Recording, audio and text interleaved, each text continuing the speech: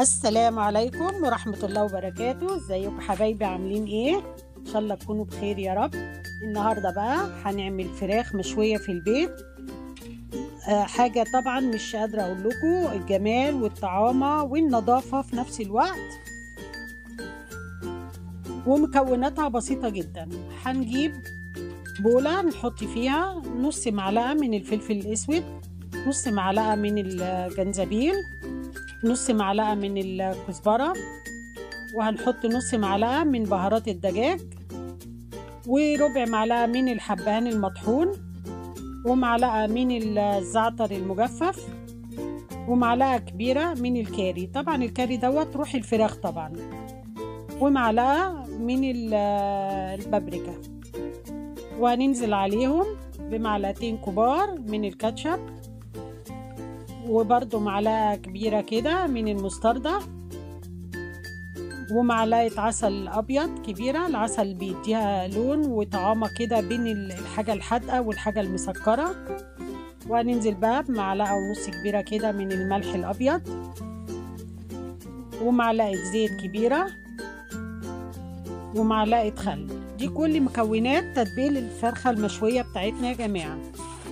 وليمونة كبيرة كده نعصرها بتديها مزازة كده وطعم حلو.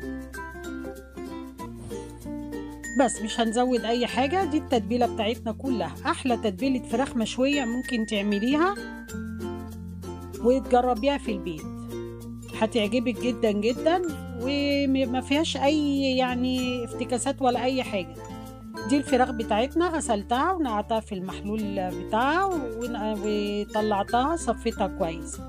نبدأ بقى نعمل فتحات كده اهوت في الفراخ، ندخل فيها بقى التتبيلة وتستوي معانا بسهولة، وتحسي ان التتبيلة كده بتتوغل كده جوه الفراخ، تديها بقى طعم حلو. اللحم نفسه تحسي ان طعمه كله واخد من التتبيلة بره ومن جوه، وتستوي معاكي بسهولة.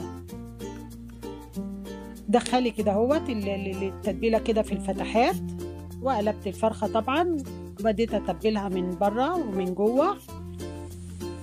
الفراخ اتبلت معانا، جبت الشبكة وتحتيها الصينية بتاعتها عشان هنبدأ نحطها في الفرن. طبعا انا كنت عاملة هنا فرختين، يعني الفرخة حوالي 2 كيلو، تبقى معقولة وتستوي على طول. وممكن لو عايزاها 1.5 كيلو، بس انا بحب الفرخة تكون كبيرة شوية كده ولحمها كتير. حطيت في الصينية مية دافية علشان تدي طراوة كده للفراخ ما تنشفش معانا، وهناخدها على الفرن على درجة حرارة 250. خدت معانا 1.5 ساعة بالظبط، وطلعت زي ما انتوا شايفين كده،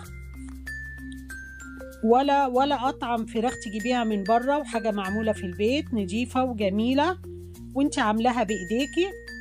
وطبعا اللحم دايب كده والطعم جميل. يا ريت تجربوها وتقولوا لي رايكم ايه في الكومنتات. ولو عجبكم الفيديو لايك وشير واشتركوا في قناتي يجيلكم كل جديد. والسلام عليكم ورحمة الله وبركاته.